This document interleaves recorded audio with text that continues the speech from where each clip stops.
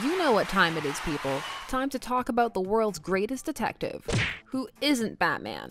Sherlock Holmes has had a firm hold on the public's imaginations for a little over a century now, with a lexicon of written stories published by The Strand and penned by Sir Arthur Conan Doyle, and some scholars feel he may be the most adapted character to date. Yes, there have been many incarnations of Sherlock, and by proxy, almost as many of Watson. And with the extremely popular BBC modernization, Sherlock, their relationship has received more attention than ever before. This is Shipper's Guide to the Galaxy, and it's time to get to know the ship known as JohnLock. Shoutouts to all of you who requested JohnLock, and it was a lot of you guys, so thank you. So firstly, this will not be a discussion limited to the BBC show, although the ship name does emerge from there. This ship is far older than that. It will also expand past just the ship. Lots to talk about, so let's get to it. Since the original stories, Holmes and Watson have been side by side as best friends. Watson is the trusty emotional biographer and awe-inspired fanboy of the coolly calculating Sherlock Holmes, whose brilliant mind can only be appeased by solving the most perplexing of the world's problems. The adventures of Holmes and Watson are legendary, but aside from certain standout stories such as A Scandal in Bohemia, A Study in Scarlet, The Red-Headed League,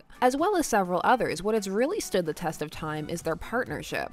The relationship between Holmes and Watson has been interpreted many ways: best friends, lovers, asexual romantic life mates, and that's just to name a few. There is much in canon to explore: Holmes's dependency on Watson to witness the events in his life, as well as Watson's need to chronicle them. In the novels, you have Holmes's seeming jealousy of Mary Morstan, Watson's wife, as he continues to pull his friend out of bed for adventures at all hours. A change I'm not sure if I love or hate in the BBC version, though it does give lovers of polyamory a lot to work with. The ship that began emerging from the original stories has a built-in edge of danger given the time period in which those stories take place, and can feature the two having to hide their relationship, as well as traditional mystery stories and just a general continuing of the two's adventures together. However, it is BBC's Sherlock that has catapulted the ship into the public eye. Sherlock's writers have always been aware of the perceived subtext between the two characters and have addressed it with varying degrees of success depending upon your view on their tactic. It really depends on how receptive you are to characters loudly proclaiming over and over again that they are not homosexual. Despite that, however, the ship blew up, with chemistry between Benedict Cumberbatch and Martin Freeman being clear and present from the first aired episode in 2010, A Study in Pink. Although it is a modernization, it is a clever update and moves character traits and motifs forward in a way that doesn't feel forced. This Watson blogs about his friend, and thanks to the visual medium, his admiration is balanced with annoyance and frustration that is present in most other television adaptations, since you can show a realm outside of the written word, and you can show how hard it would be to put up with a lot of Holmes's habits. Yet, put up with him he does. Holmes adds an excitement he craves to his regular existence, and Holmes needs someone there to confide in and share his time with. Really needs them. If it's not there, he starts to fall apart. Holmes respects Watson and finds him to be a kind, genuine, emotional man, and pretty sharp too. In time, his need to show off is tempered down a bit and replaced with a need to just talk. Watson understands Holmes as well as anybody can and struggles to bring out the humanity in him whenever it is slipping. They are both fiercely dedicated to each other and would risk their lives for one another, and have done on many occasions. It's quite clear why people ship it, as their bond is so close. There's just a lot there to work with, so many building blocks upon an already close relationship that is clearly closer than many friends can ever hope to be. As for why people don't ship it, that's a bit more complicated than just their personality traits. Although on that note, some feel that Holmes would drive anybody insane, and that Watson wouldn't be able to handle that arrogance forever. Others desire for them to be friends and just want to see a very strong, nuanced friendship without anything else encroaching onto that territory. However, with this fandom, we need to go a little deeper because it is quite complex and nuanced. Not to say that others aren't, but there is a lot going on in the Sherlock fandom. A lot. For starters, the Sherlock fandom is one of the larger and more active ones out there, and is also one of the more vocal. Sherlock fans are very active on forums and engage in dialogues with the show's actors and creative directors, whether they want it or not. This is both a positive and a negative, and has a history of resulting in drama. Let me preface this by saying most people in this fandom are lovely and passionate, but like with anything, there are a few people who take things a bit too far. JohnLock shippers can have a reputation for being very aggressive about their OTP with other fans and with the show itself and even within the fandom. An example of this was the backlash when Mary Morrison was introduced and the death threats that were received by Amanda Abington. Amanda Abington happens to be Martin Freeman's wife, so you can imagine how well that went over. There have also been instances of Sherlock fans taking their love of Sherlock and its actors into other fandoms, which is fantastic. Everybody loves to see some crossover. However, it just so happened that some fans went to see a play that Martin Freeman was in and did not behave in a manner that is acceptable for play audiences, cheering and catcalling and screaming every time he came on stage, which in the theater community is very, very frowned upon. No Orson Welles clapping in the theater, except at the end, when it's done.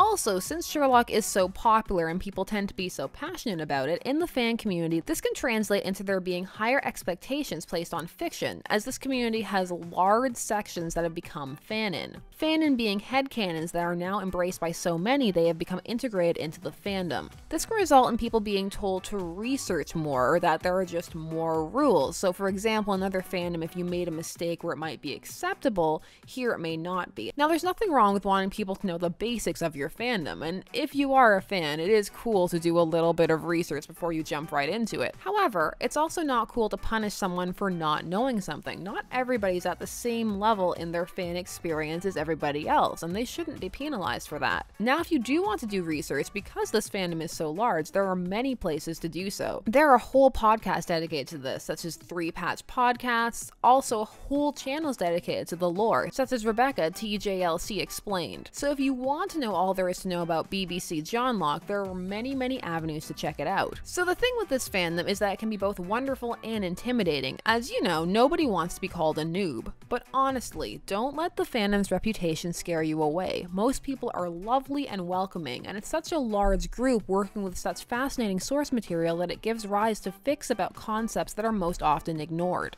For example, in this community, you will find fics exploring the relationship between John Watson and an asexual but not aromantic Sherlock. Fics about sapiosexuality being to become attracted to or sexually aroused to a person by intelligence and its use. That one can also come into play a fair bit with Sheriarty. There is an acknowledgement and exploration of demisexuality, which is a sexual orientation in which someone feels sexual attraction only to people with whom they have an emotional bond. Also the demi-romantic, which is similar but is for individuals who only experience romantic attraction to those they have an emotional attachment to, which falls within the gray romantic edge of the spectrum. There are also explorations of many different issues such as mental illness, codependency, eating disorders, drug addiction, polyamory, as well as many different kinks, BDSM just being the surface. They can be fluffy, funny, wumpy, angsty, or feels. It's a fandom that really has something for everyone, and there's plenty of bro TP works for those who aren't interested in any romantic link at all. The fics tend to stay modern as there can be a disconnect between show fans and novel fans. Some fans of the written stories are purists and feel that the change to a modern setting pollutes the intent. So I'm not sure how they felt about The Abominable Bride, which was both period piece and amazingly meta, and actually raised some very interesting concepts about how attached we can be to the portrayal of Sherlock as it is all written through Watson's perspective.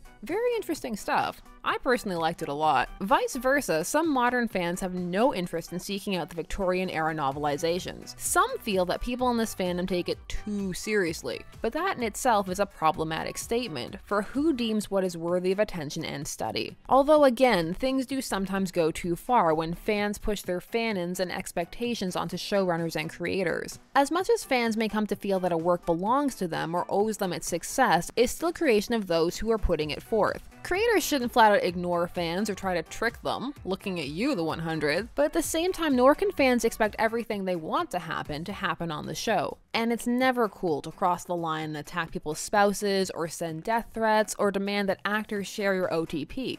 Everyone has different opinions. Cumberbatch himself feels that the character is asexual and for the most part plays him as such. The Sherlock fandom raises many questions that people don't have the answers to, such as if your ship is something not condoned by the show or the actors, where does that leave you as a fan? Who does the material truly belong to, and how much? Basically, all opinions in ships are for the most part, barring some extreme circumstances, valid. That's part of what fandom is all about, not just learning creators' takes on things, but creating rich, new, and unique universes. And that's exactly what JohnLock shippers do, along with the rest of the the Sherlock fandom. While JohnLock does have more expectations on it than most ships, as like Hanagram, its source material largely revolves around the relationship between the two characters, so many concepts are set up to be explored, and there is a fairly straightforwardly laid out universe to inhabit.